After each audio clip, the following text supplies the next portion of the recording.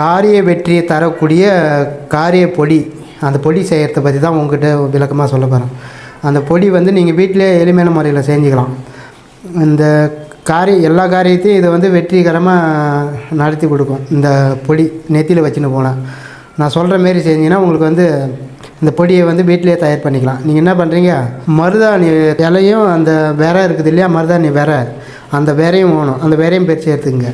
இந்த இலை அந்த விரை இதை எல்லாத்தையும் பறித்து ஒன்றா வச்சு என்ன பண்ணுறீங்க, நல்லா அரைச்சி எடுத்துக்கங்க. நல்லா நைஸாக ஒட்டை அரைச்சி எடுத்துக்கங்க. என்ன பண்ணுறீங்க, அதை வந்து வடை மாரி தட்டி நேரில் காய வச்சுருங்க.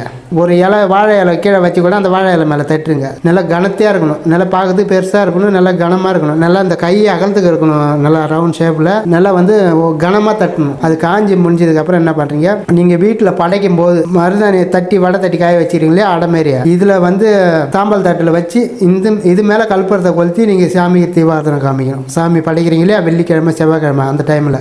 இல்லை நீங்கள் தொடர்ந்து காட்டலாம். ஒரு 2 நாளைக்கு ஒரு ஐட்டம் 2 நாளைக்கு ஒரு ஐட்டம் கூட அந்த கல்புரை வந்து மாற்றி வைக்கணும்.